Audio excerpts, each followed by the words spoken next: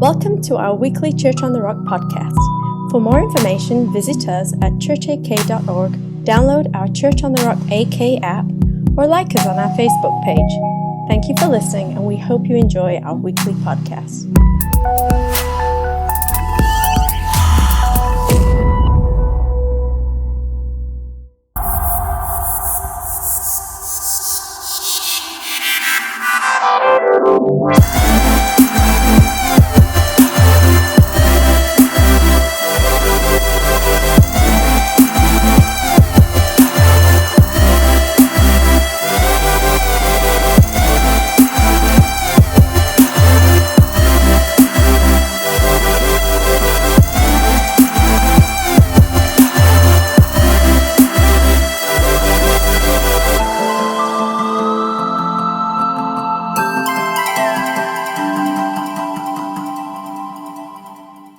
Hey, you made it. Give yourselves a hand. Welcome. I'm glad that you got up, got dressed, all that stuff. How many of you, your spouse is at a women's conference this weekend? I just want to say I'm extra proud of you. Well done. I believe I saw my dad raise his hand, which means my mom is there, which explains why she didn't offer to come over and watch the girls, or even check to see if they were alive. My wife is up there as well. Last night, I was woken up at around 2:40 in the morning to a loud, crashing, banging sound downstairs.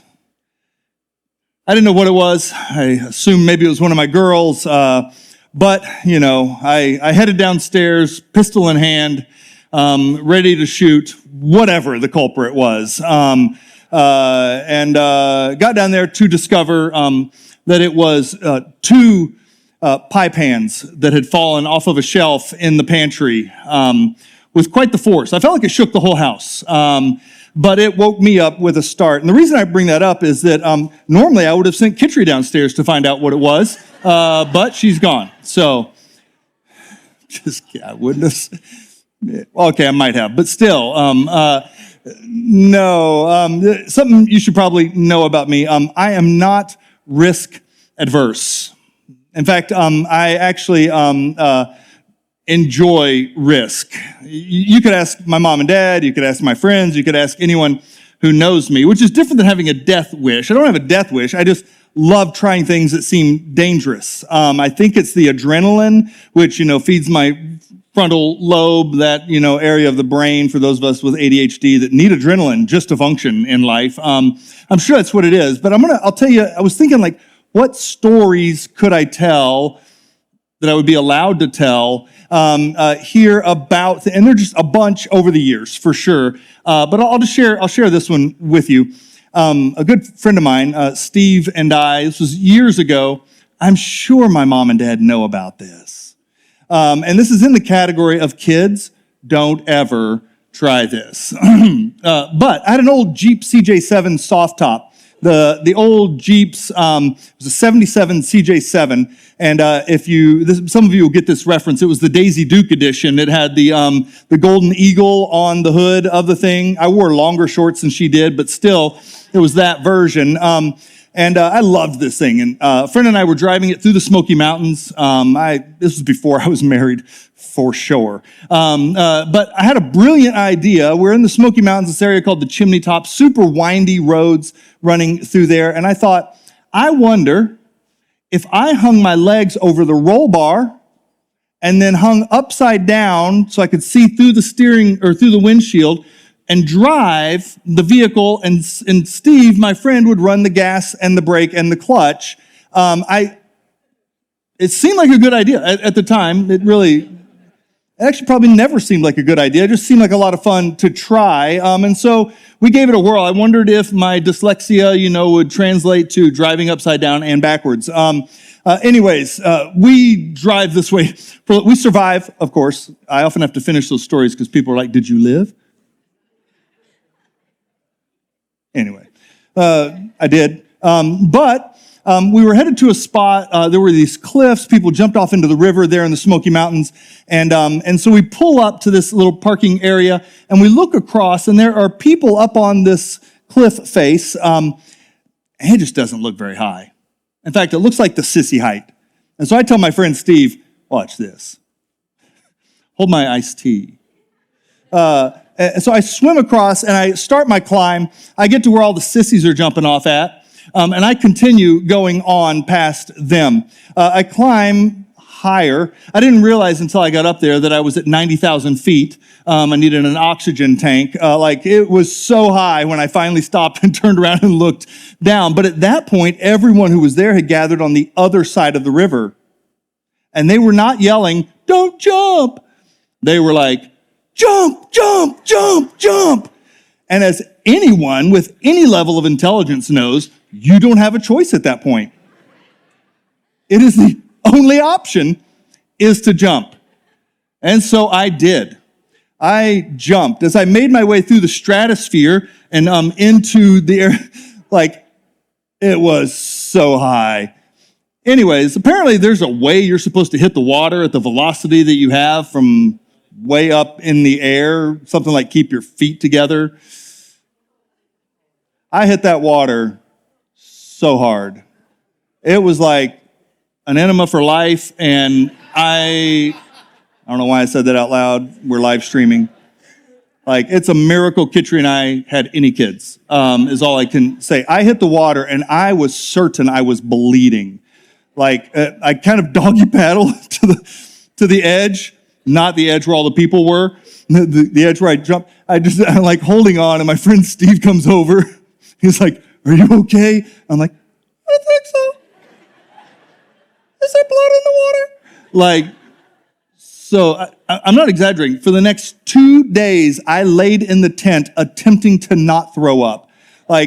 So much pain. And what I can tell you is that if I had it to do over again, I would probably do the exact same thing. Now, I don't have a death wish, right? That's different. I fundamentally believe that I'm going to survive anything that I try, but I do have a fatal attraction to dangerous things. And we've been looking at the life of Christ, and we've been looking at this idea of He gets us. That God understands you and I fundamentally, who we are. And so 3 weeks ago now, we had a sermon titled Friend Request. And we just made the observation that Jesus has done everything possible to extend the opportunity to you and I for relationship with Him, to be restored, to be made right with God. He's already issued the friend request. The question is, will you accept it? That's really the only question that's before you and I. It's already been extended to us. And then last week, we looked at this topic of love languages. And what we discovered is that God has gone to every length possible to display love towards us. In every conceivable way, both physically, spiritually, emotionally, He's extended Himself to you and I.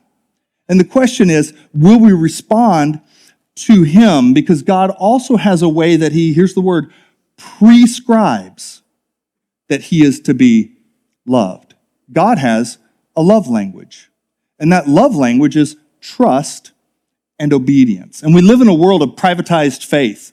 We live in a world that says, I want to worship God however I want to worship God, which is fine sometimes, but there are other areas in which God has actually told us how we are to express love to Him. And in those areas, trust and obedience is what's required of you and I.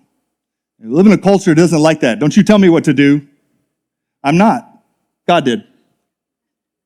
Our job is to discover how He wants us to express affection and love towards Him.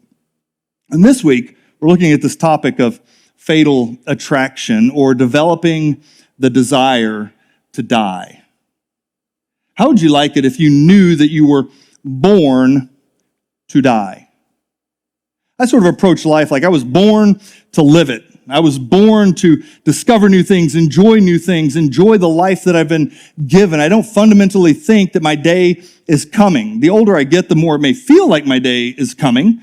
But the reality is that I actually want to enjoy life to its fullest.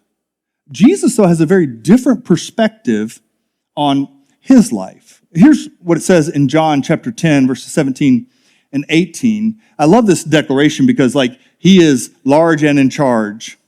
No one can take my life from me.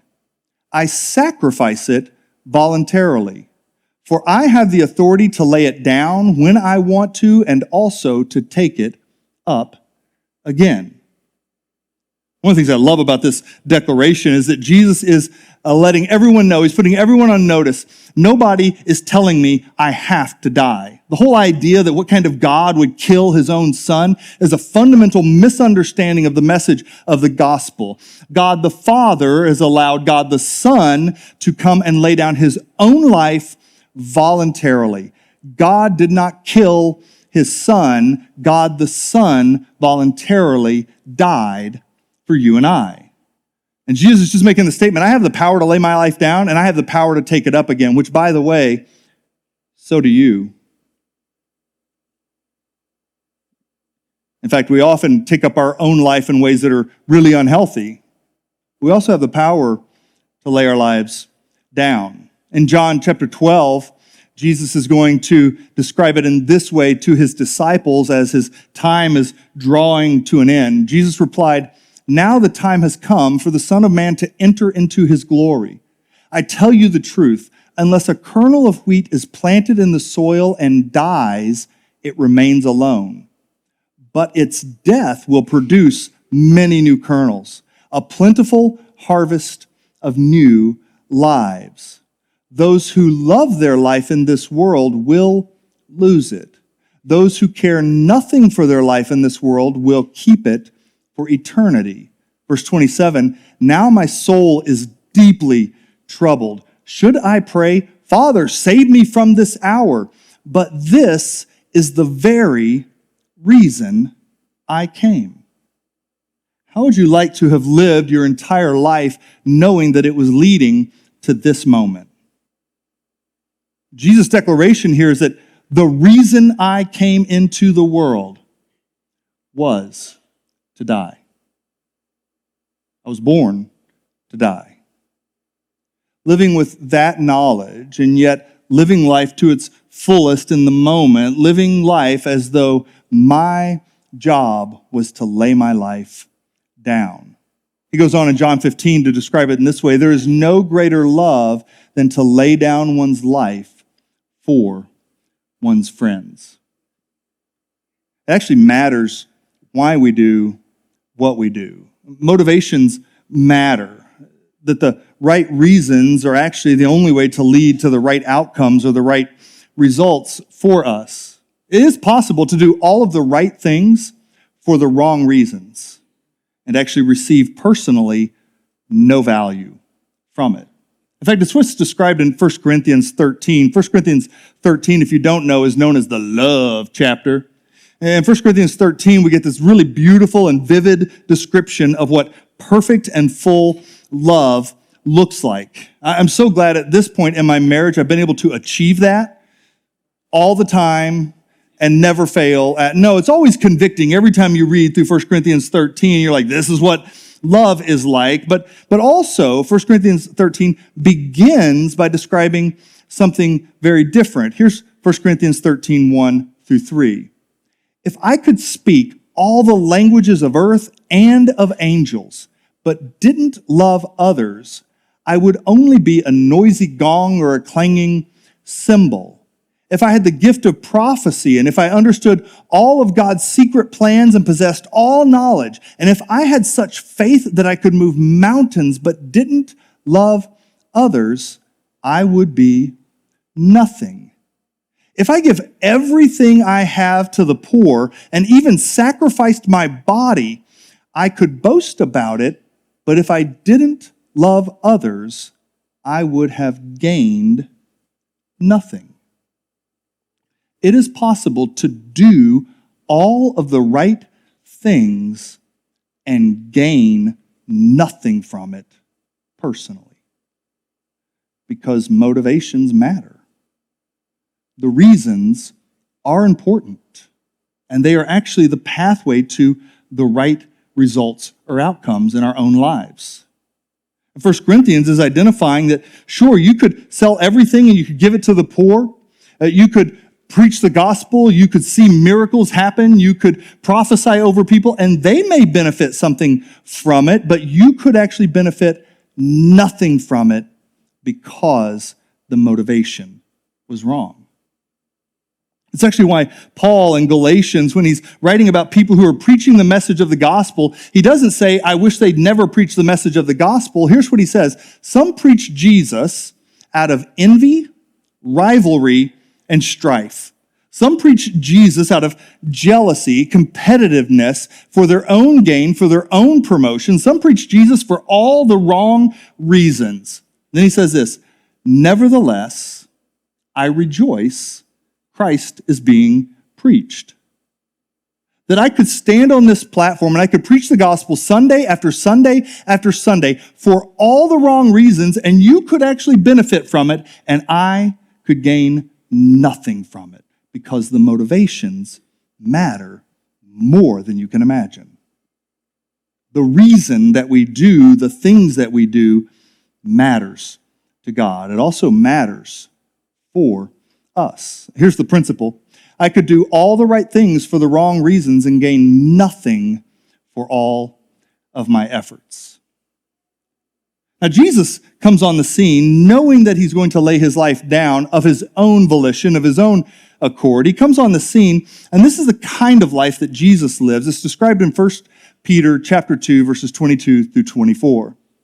Jesus never sinned, nor ever deceived anyone. He did not retaliate when he was insulted, nor threaten revenge when he suffered. He left his case in God's hands, who always judges fairly.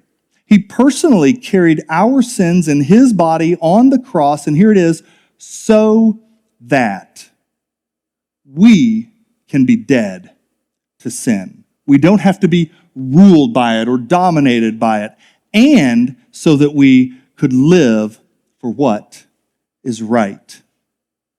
Well, I'll tell you, I don't know about you, but for me, it's super easy when someone is falsely accusing me to just keep my mouth shut.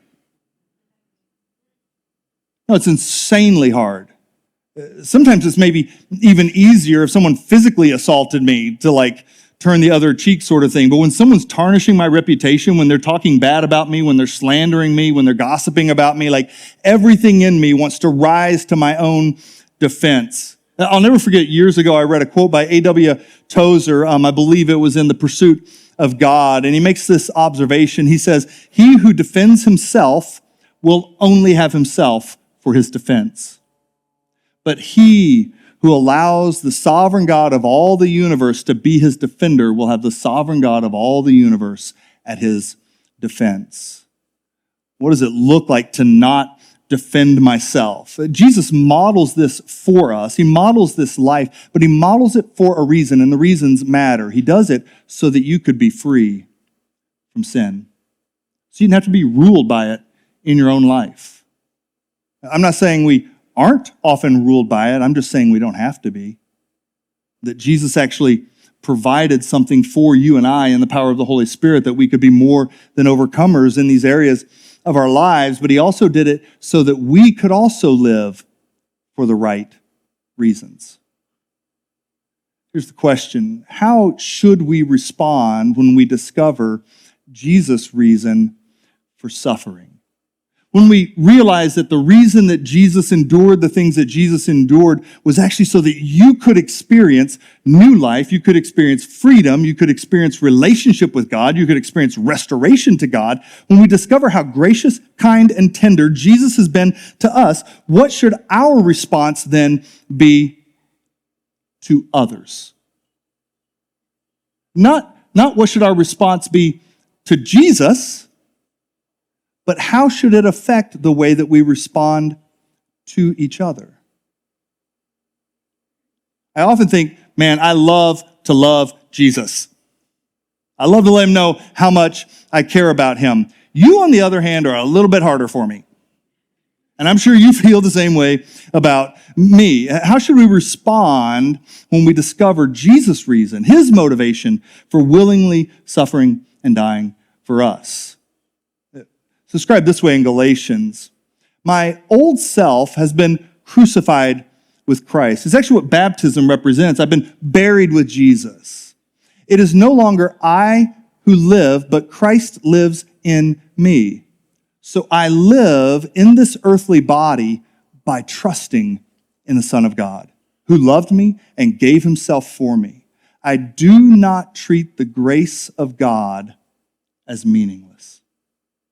Can I just tell you, every time I come to the foot of the cross, whether I'm singing songs of worship that are declaring what Jesus has done, I am moved emotionally over and over and over again. It's interesting because often I'm in here for 3 services in a row, and if worship is at the end, I can come out and I can just sing at the top of my lungs. If worship's on the front end, I have to be careful because every service I'm just singing at the top of my lungs. I'm not pretending, like I'm singing the same songs 3 times in a row, and it ain't the first time I've heard them, but something in here is just like drawn to the foot of the cross with gratitude and appreciation for who Jesus is, for what he's done in my life, and that should produce something in you and I. Which brings me to perception is 9/10. Not of the law, but certainly of reality for you and I. What you choose to see, what you choose to look at, often shapes what you think about your situation and about the world around you. You've met those people before, right, who see everything through a particular filter, through a particular lens. They're the Eeyores of the world. Like, I guess I've lost my tail. Everybody hates me. This is the end. Right? And on the one hand, there are certainly different personalities in the world. On the other hand, how you choose to see the world, to see your circumstances, to view your experiences will shape how you see everything else. In fact, this is a picture I took of my yard this last week. That's our dog. I said in first service, that's the first little dog that we've had, and one of my girls is like, that's not true. And she's right, we did have one other little dog. This is the first one we kept. His name's Jack, and Jack is thrilled that the snow is not covering my yard. I don't know about you, when the snow starts to melt and it's finally gone, you look out at your yard, it does not look great just because the snow's gone. It looks like mold grew over your entire yard. And then you add 7,000 dog piles to your yard, and it's just like, we're never going to reclaim this. Just is what it is. I guess our yard's done forever now. We have a sand lot. But I look out there, and I'm like, okay, I'm going to get after it. I'm going to rake the yard. Now, when you look at this picture, which I sent to Pete, because Pete and I have an ongoing mild competitive thing with our yards. And I sent this picture to Pete, and I'm like, dude, look at my yard. And then I sent him the next picture, because all I did was just back up a little bit and took another picture. And my yard looks just like your yard. The picture is actually that area right there. Like, that's all I took the picture of. But it was really all I was focused on at the moment, because I was like, there's grass. I'm just going to go stand over here for a little bit with no shoes on, because I have reclaimed this part of my yard. We're at that time of year where it's like, maybe spring's going to come, or maybe we'll have a blizzard tomorrow. We just don't know right now, but I'm hoping that spring is on the way, and I'm starting to reclaim my yard, but it's taking time. But what I'm focusing on is the stuff that has happened. But here's why, because here's what I know is actually coming. Yeah. This was 3 days after I took those other pictures. I told somebody that this morning. They were like, really? I was like, did you even go to an earth science class? This was last year, and I know the day's coming when this is what's coming, right? And it's worth putting in the effort and the time and the energy right now. What my yard is currently is not what it's always going to be, but this is actually the perspective that Paul describes in 2 Corinthians.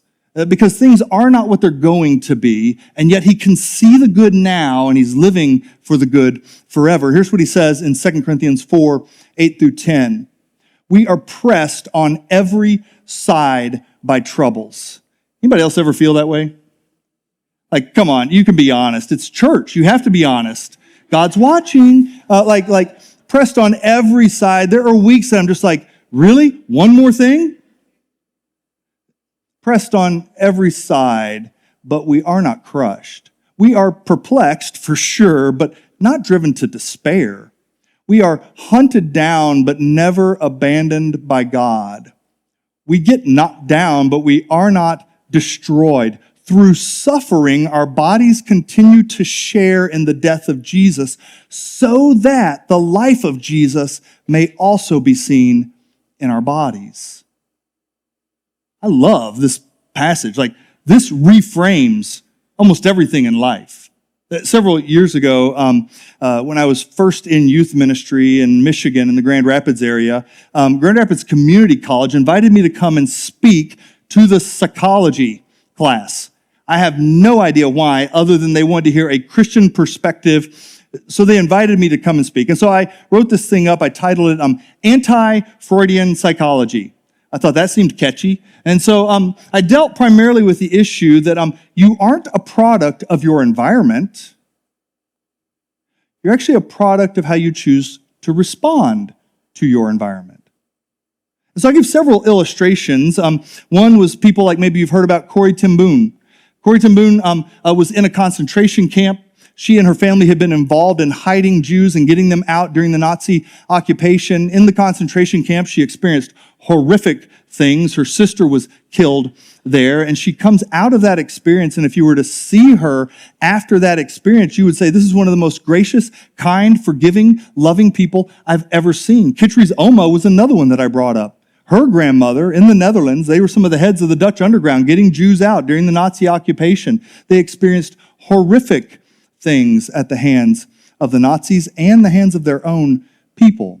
And yet Oma was one of the kindest, most joy-filled people you would ever meet. I talked about my own grandmother who grew up on a reservation in Oklahoma. When she was 18, she left the reservation. She said they were so poor they ate blackbirds, turtles, anything they could get their hands on. She left the reservation, went back to Tennessee, became a cotton picker in Tennessee, and experienced lots of challenging things in her life. And yet if you were to spend any time with her, you would say this woman loves God, is full of joy, and is not carrying any bitterness or resentment.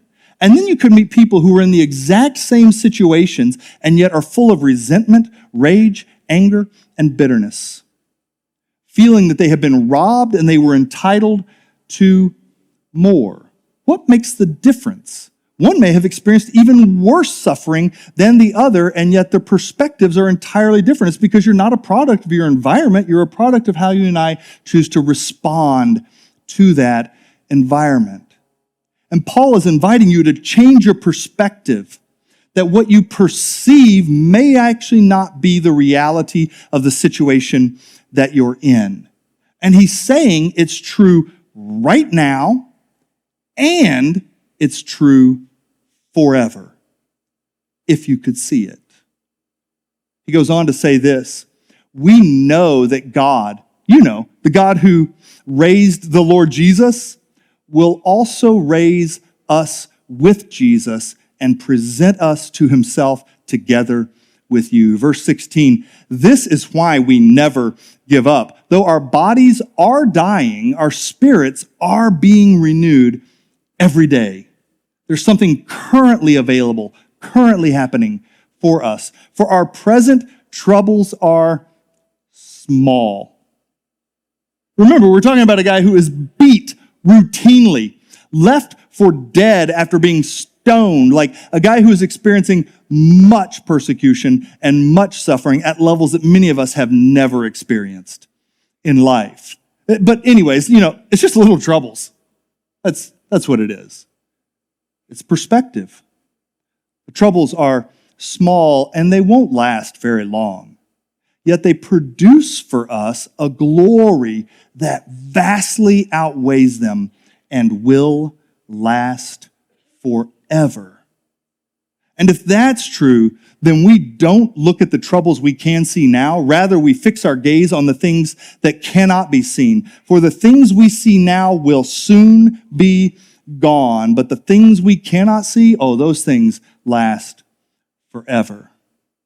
He's describing finding the little pockets of joy in the yard right now and knowing that the day is coming when it will be truly greener grass on the other side.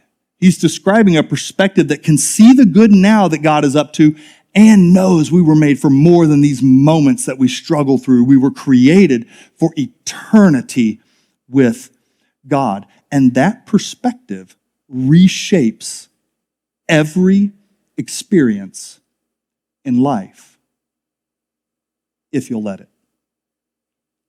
That part's up to you. It's up to me. Will I let my perspective be shaped by the promises of Jesus or the problems that I see? Which brings me to the DTF pathway, living like Jesus. In four of the gospel accounts, and three of the four gospels, a story is told about an interaction Jesus has with the disciples. It's alluded to in the other one, but it's actually a really important story. And this is coming up to the time when Jesus is about to go to the cross. Here's what it says. Maybe you've heard it before. Mark chapter 8, verse 34. And calling the crowd to him with his disciples, he, Jesus, said to them, if anyone would come after me, if anyone will follow me, if anyone will be my disciple, if anyone will come after me, let him deny himself and take up his cross and follow me.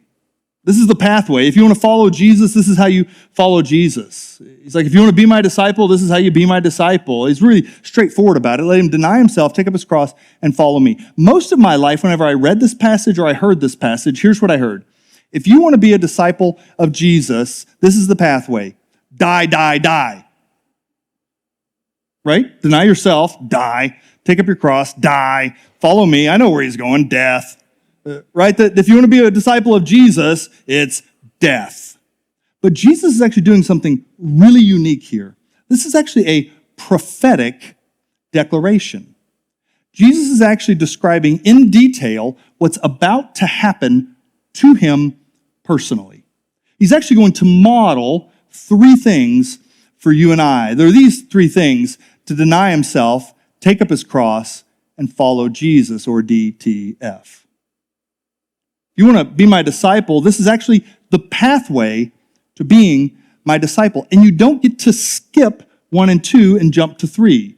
You don't get to skip 1 and jump to 2. It's actually a progression that is necessary, and it's a progression that Jesus is going to walk out in the coming weeks with his disciples.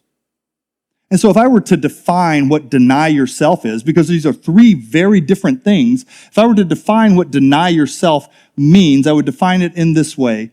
Denying yourself is saying no to the internal desires that are contrary to the will of God.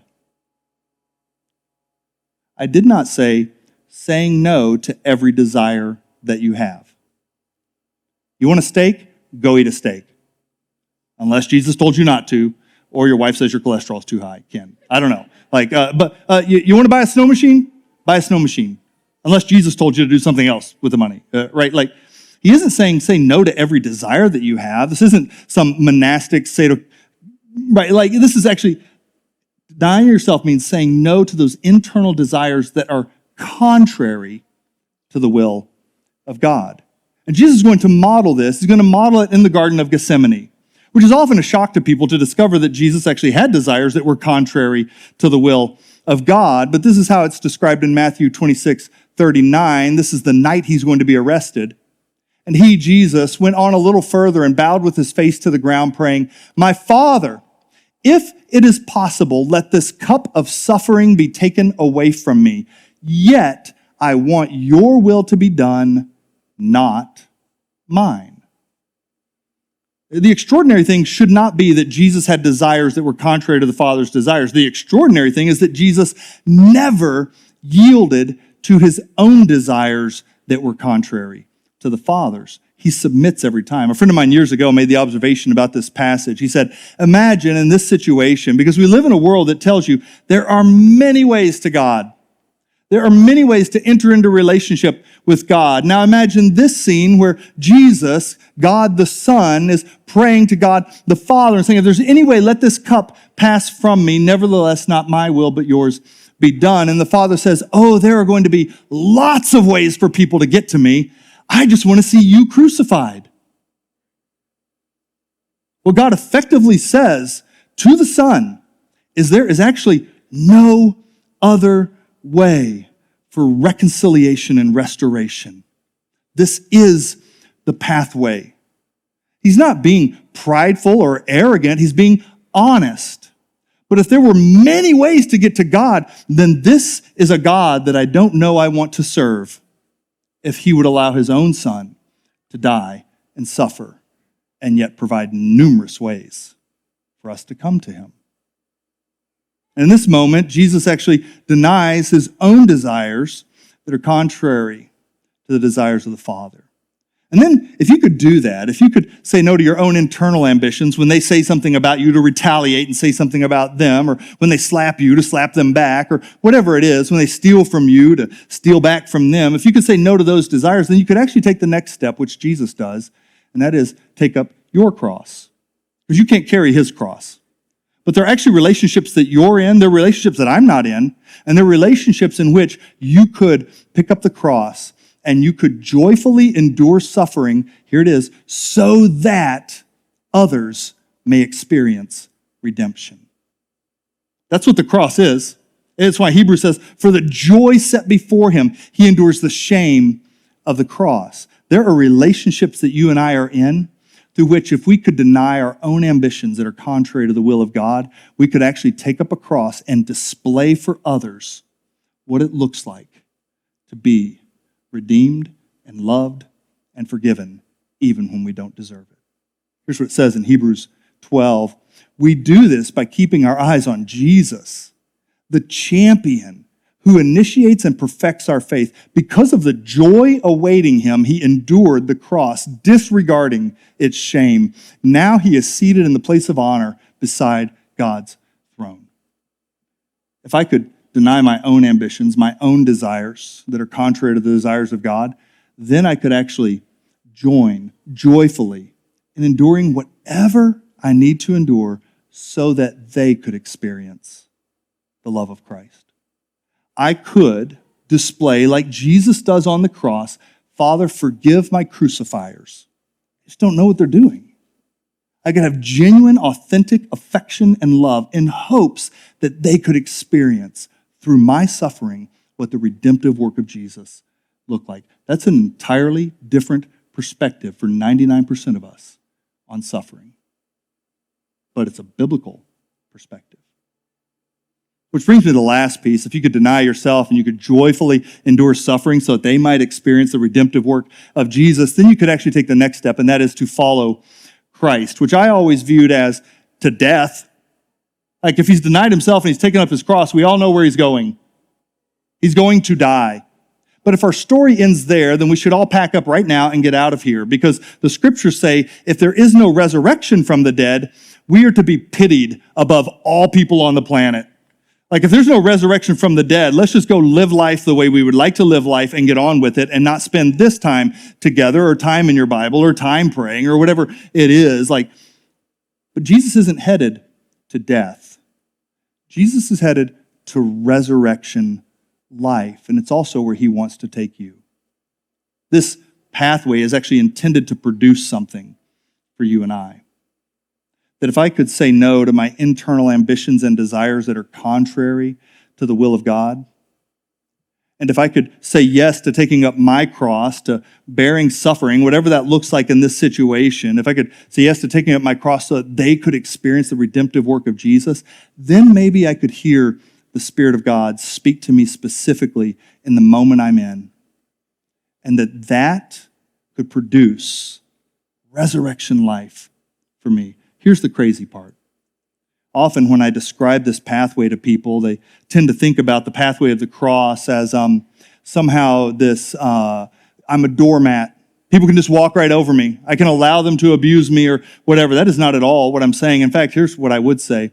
Sometimes the pathway that Jesus is going to lead you to, the thing that's going to cost you, which is the cross, the price that you're willing to pay, may actually be confrontation. Many of us, if not most of us, are terrified of confrontation, and yet the price that Jesus may ask you to pay so they could experience the work of God in their life may actually be confrontation. It may actually be keeping your mouth shut. I actually don't know what it is for you.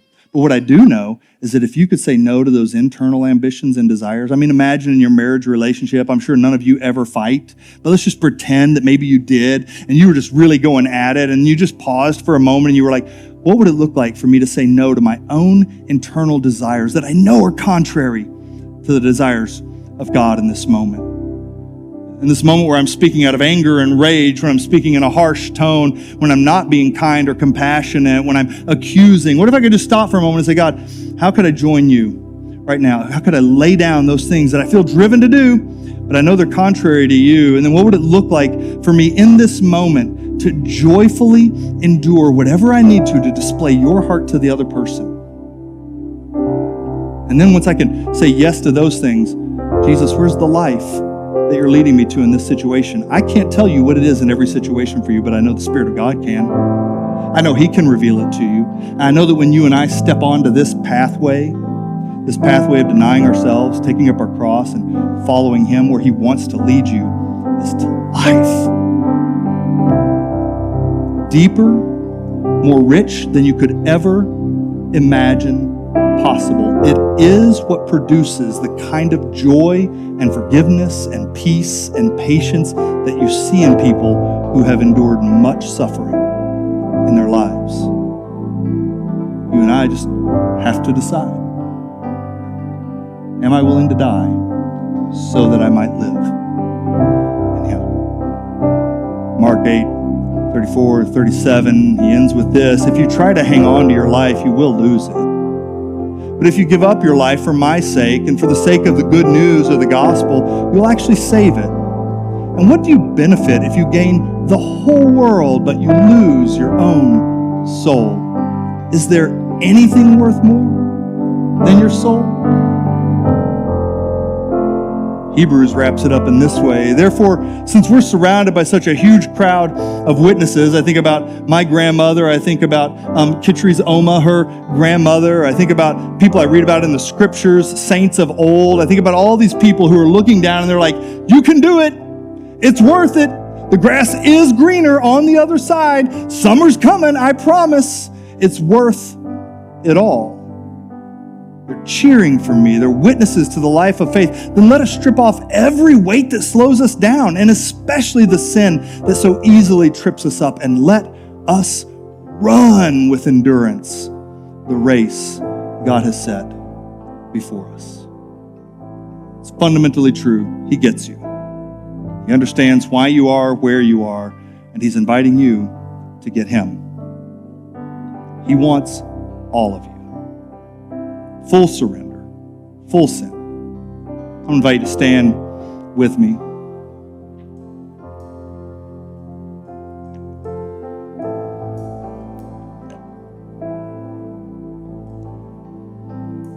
Our prayer ministry teams are going to be up here on both sides. Over the years, as I've described this, deny yourself, take up your cross, and follow me, I've described it as a template. It's actually a pathway for you and I to participate in the life of Jesus.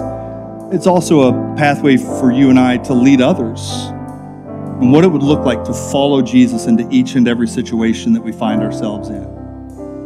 Whether it's relationships or work or whatever the situation is, there is a way to discover the will of God and to submit my will to His will. There is a way to discover how I could participate, displaying the love of Christ through my willingness to endure so that they could experience redemption. And what I know for certain is that where He is leading you, there's resurrection life there.